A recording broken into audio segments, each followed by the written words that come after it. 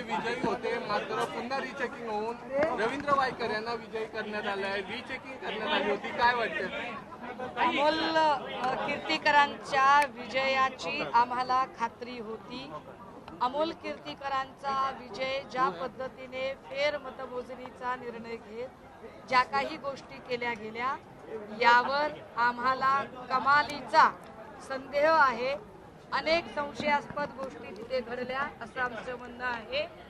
EVM आणि VVPAT या सगळ्यांची मोजणी अजून व्यवस्थित व्हावी यासाठी सन्माननीय पक्षप्रमुख आज जेव्हा दिल्लीच्या बैठकीला पोहोचत आहे तत्पूर्वी सन्माननीय नेते संजय राऊत साहेब पुढे गेलेले आहेत आणि राष्ट्रपती महोदयांना महामहिम राष्ट्रपतींना आम्ही या संबंधाने पत्र सुद्धा आज देत आहोत दिल्लीमध्ये. दुसरी गोष्ट अशी की या इलेक्शनला चॅलेंज करत आम्ही आमची न्यायालयीन लढाई सुद्धा अमोल कीर्तीकर भैयांच्यासाठीची उभी करत. आशिष शेलार यांनी ट्विट केलं होतं, ते व्हायरल होतंय संदर्भ याचं तुम्ही काय प्रतिक्रिया देता? नाही, आशिष शेलारांना जो स्वतःबद्दल फाजील आत्मविश्वास आहे, ज्या फाजील आत्मविश्वासापोटी म्हणजे भाजपच्या सगळ्याच नेत्यांना, कारण असा आत्मविश्वास एकेकाळी चंद्रकांत पाटील यांनी सुद्धा व्यक्त केलेला होता. आता जर आशिष शेलारांचं म्हणणं होतं की महाविकास आघाडीला 18 पेक्षा जर जास्त जागा मिळाल्या तर ते संन्यास वगैरे घेणार होते. मग आता जर 30+ जागा झालेल्या आहेत तर शेलारांनी मला मुहूर्त सांगितला पाहिजे संन्यासाचा, म्हणजे मी शेलारांना त्यांच्या संन्यास घेण्यासाठी काय भगवी कपली, रुद्राक्ष माळा, काठी, लोटी, काय त्यांना काय बाड बिस्तरा, अंतरुण पाणी सगळं घेऊन देईल ना. देवेंद्र फडणवीस यांनी आता घोषणा केली की मला सरकारमधून मोकळं करावं अशी केंद्रीय नेतृत्वाला ते विनंती करतात आणि हा पराभव माझी जबाबदारी असं ते म्हणाले आणि मला मोकळं करावं. नाही, हे म्हणणं म्हणजे एक डिग्निफाईड एक्झिट मागणं आहे. मला असं वाटतं देवेंद्र फडणवीस साहेबांचं हे म्हणणं म्हणजे एक डिग्निफाईड एक्झिट मागणं आहे. कारण काल मला वाटतं सायंकाळच्या वेळेला चंद्रशेखर बावनकुळेजी आणि देवेंद्र फडणवीसजी यांची जी भेट झाली होती त्या भेटीतली जी खलबत होती ती जेवढी मला माझ्यापर्यंत पोहोचलेली आहेत त्यानुसार चंद्रशेखर बावनकुळे यांना सुद्धा प्रदेशाध्यक्ष पदाचा राजीनामा द्यावा लागेल. या सगळ्या निवडणुकीमध्ये पक्षश्रेष्ठींपर्यंत पोहोचलेली गोष्ट की देवेंद्रजींबद्दल महाराष्ट्रात असलेली नकारात्मकता, त्या नकारात्मकतेचा फटका हा भाजपाला बसलेला आहे असे समजून भाजपा देवेंद्रजी आणि चंद्रशेखर बावनकुळे यांच्यावर एक कारवाई करण्यासाठी बहुतेक त्या तयारीत आहे. पण त्याच्या आधी आपणच स्वतःहून एक डिग्निफाईड एक्झिट घेण्याचा प्रकार म्हणजेच देवेंद्रजींचे स्टेटमेंट आहे. मुख्यमंत्री कधी होऊ शकणार नाही देवेंद्र फडणवीस? माझं अजूनही ठाम म्हणणं आहे.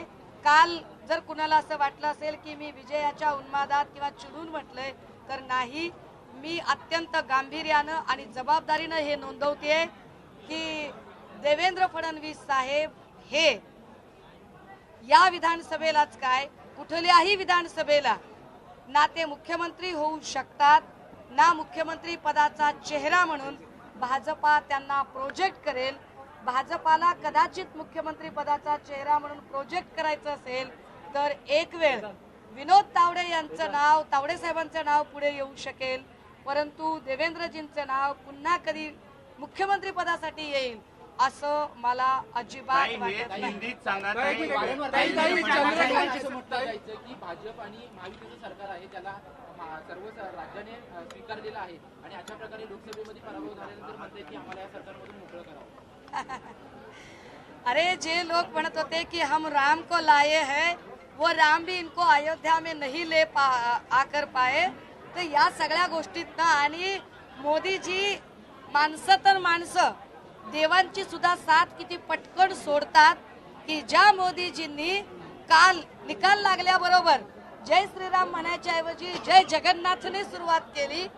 म्हणजे मोदीजी माणसांचीच साथ सोडतात असं नाही, तर मोदीजी गरज सुरो वैद्य मरो प्रमाणे देवांची सुद्धा साथ फार चंद्रकांत खैरे यांनी पराभव स्वीकारला आहे. मात्र त्यांचं म्हणणं असं आहे की काही नाराज शिवसैनिक होते त्यांच्यामुळे हा पराभव झाल्याचा त्यांचा हे आरोप आहे. नाही, मला असं वाटतं की या सगळ्यांमध्ये आता इतक्या घाईघाईने कुठलाही निष्कर्ष काढणं योग्य ठरणार नाही.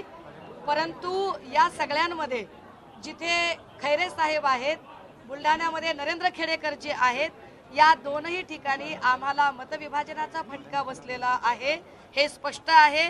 कारण बुलढाण्याच्या जागेवर अपक्ष उमेदवार किंवा इकडे MIMचे इम्तियाज भाई, या सगळ्यांमुळे आम्हाला मतविभाजनाचा फटका बसला हे खरं आहे. आणि दुसरी गोष्ट अशी की काही ठिकाणी आम्ही चिन्ह पोहोचवलं मध्ये काही अडचण आली आहे का याच्यावर सुद्धा आम्ही विचार करू आणि आम्ही आमचं देवेंद्र जी एक डिग्निफाइड एग्जिट चाहते हैं. जिस तरह के चुनावी रुझान कल आए हुए हैं, उन चुनावी रुझानों के बारे में अगर सोचा जाए और देखा जाए तो कल इसी पार्श्वभूमि पर भाजपा के प्रदेशाध्यक्ष चंद्रशेखर बावनकुले और देवेंद्र जी की एक मीटिंग हुई थी और सुनने में आया है कि इस मीटिंग पर इस भारी भरकम जो हार हुई है बीजेपी की, इस पर चर्चा हुई और शायद चंद्रशेखर बावनकुले जी को अपने प्रदेशाध्यक्ष पद से इस्तीफा देना पड़े. पार्टी चंद्रशेखर बावनकुले और देवेंद्र जी पर कार्रवाई कर सकती है, लेकिन इससे पहले पार्टी कुछ कार्रवाई करे और उसका कुछ निगेटिव इमेज राज्य में पहुंचे, इसके पहले ही देवेंद्र जी एक डिग्निफाइड एग्जिट चाहते हैं और इसीलिए एक प्रोटेक्टिव स्टैंड लेकर मुझे अपनी जिम्मेदारी से मुक्त करा दो, ये उनकी दिल्ली जा रहे हैं, उनकी जगह बीजेपी दे सकती है. मैं कल भी बता रही थी और मैं आज भी बड़ी नम्रता से यह निवेदन करना चाहती हूँ कि जिस तरह से कल की हार हुई है और देवेंद्र जी का चेहरा दिखाया गया था खासकर राज्य स्तर पर, लेकिन वह चेहरा कितनी नकारात्मकता लिए हुए है, यह सब देखते हुए देवेंद्र जी इसके आगे कभी भी मुख्यमंत्री नहीं बन सकते हैं और ना ही मुख्यमंत्री के रूप में बीजेपी उन्हें प्रोजेक्ट कर पाएगी. अगर मुख्यमंत्री के रूप में प्रोजेक्शन के लिए बीजेपी का कोई नया चेहरा आ सकता है तो मुझे ऐसे लगता है कि शायद वह विनोद तावड़े जी का चेहरा होगा. उद्धव ठाकरे के इंडिया अलायंस बैठक के लिए आज जाने वाले? जी हाँ, अभी हमारे जो नए प्रत्याशी चुनकर आए हैं उनसे वह सब यहाँ पर सम्माननीय हमारे जो पार्टी मुखिया है, पार्टी सुप्रीमो है, तो साहब के आशीष लेने के लिए सब लोग पहुँचे हैं, इसलिए वह जरा रुके हैं. लेकिन आज शाम तक वह दिल्ली में होने वाली बैठक के लिए उपस्थित रहेंगे और उस बैठक में वह सबसे रूबरू करेंगे.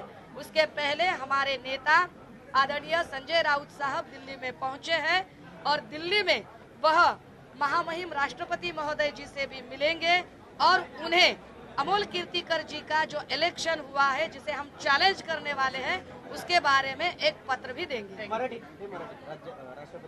राष्ट्रपती महोदयांना सन्मान्य नेते संजय राऊत साहेब आणि आमचे इतर नेतेगण भेटतील आणि अमोल कीर्तिकर यांच्या निवडणुकीत आम्हाला वाटतं की अनेक संशयास्पद हालचाली झालेल्या आहेत, त्याला पत्र देऊन ते चर्चा करतील आणि न्यायालयीन लढाई सुद्धा लढण्यासाठी आम्ही सज्ज असू.